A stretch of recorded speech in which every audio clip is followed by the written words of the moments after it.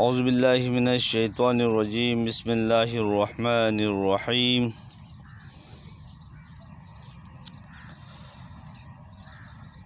وَهِيَ أَن تَقُولَ فِي قَلْبِكَ أَتَوَضَّأُ لِرَفْعِ الْحَدَثِ وَاسْتِبَاحَةِ الصَّلَاةِ لِوُجُوبِهِ قُرْبَةً إِلَى اللَّهِ۔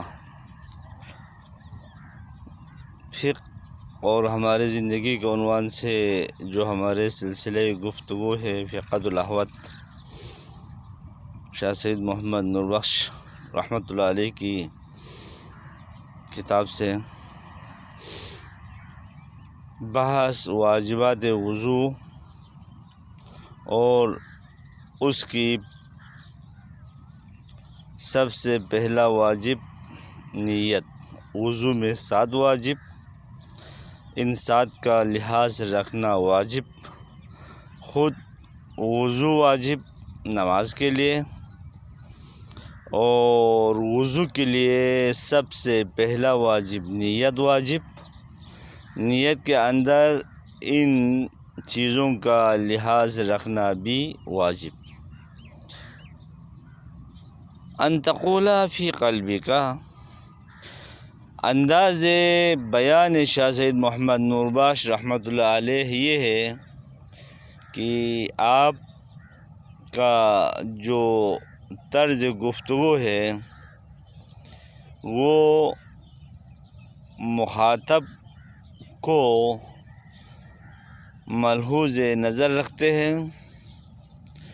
ایک مجہول مخاطب آپ کے منظور نظر نہیں ہوتا۔ جس طرح قرآن مجید میں اللہ تعالیٰ نے جب خطاب کر رہا ہوتا ہے تو یا نبی خطاب ہوتے ہیں مورد خطاب، یا مسلمین ہوتے ہیں، یا انسانیت ہونے بنوع انسان ہوتا ہے۔ ایک مجہول خطاب نہیں ہوتا، بلکہ مخاطب کی علمیت، مخاطب کی فراست، مخاطب کی فہم و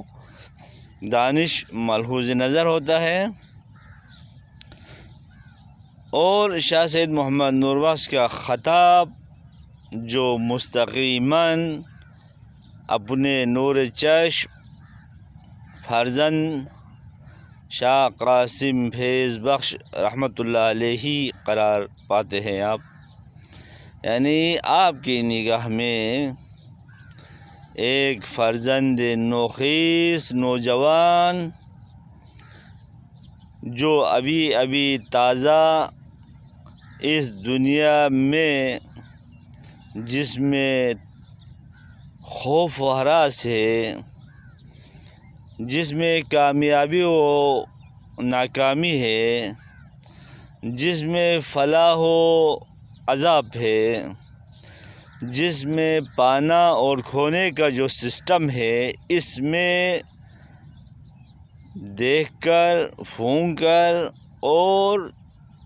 فطانت و ذہانت کے ساتھ آگے بڑھنے کی ضرورت ہے ایک جوان کو۔ لہٰذا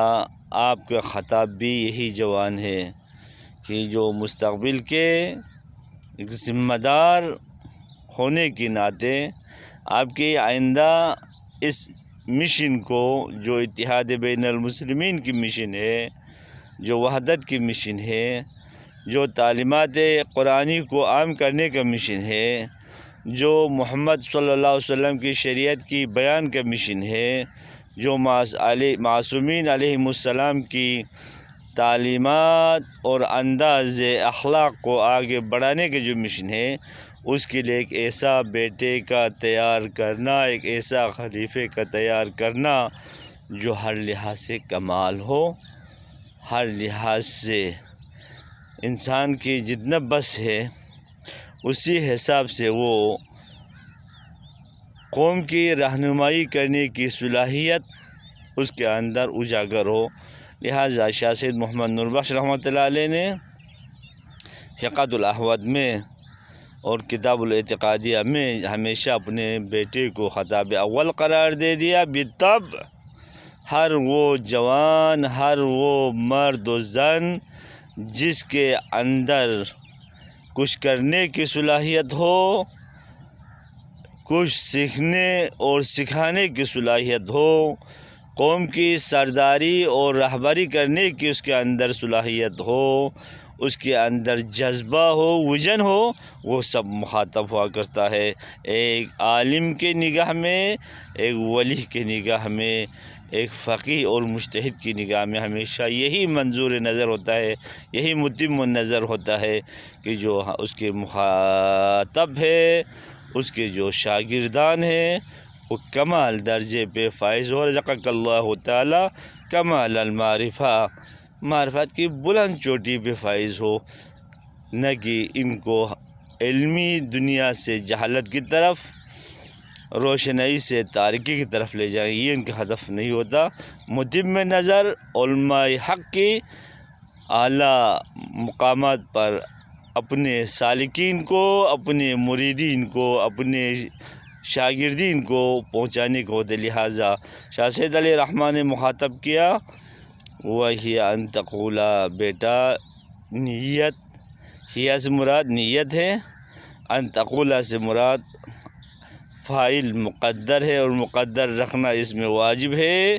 وہ شاہ قاسم فیض بخش ہے جو حاضر ہے، اگرچہ جسمی طور پر فزیکلی طور پر وہ سامنے نہ ہو، لیکن حضوری طور پر علمی لحاظ سے، قرب معنوی لحاظ سے اتنا قریب ہے، اس کو مخاطب کرے۔ ایسے تو نہیں ہے نا کہ شاہ سید کی فقہ لکھ رہے اور شاہ قاسم اس کے بغل میں بیٹھ کے اس کو دے رہے، نہ ایسا بھی نہیں ہے۔ اور یہ کتاب لیکچر بھی نہیں ہے، مثلاً بعض فقہا نے اپنے دروس کو کتابوں کی شکل میں لکھا ہے، ایسا بھی نہیں ہے، آپ نے خود لکھا تھا، لیکن آپ کی نظر معنوی لحاظ سے شاہ قاسم سے اتنے قریب تھے، ہمیشہ ان تقولا کی لفظ آپ نے تکرار فرمایا۔ اللہم صلی علی محمد و آل محمد۔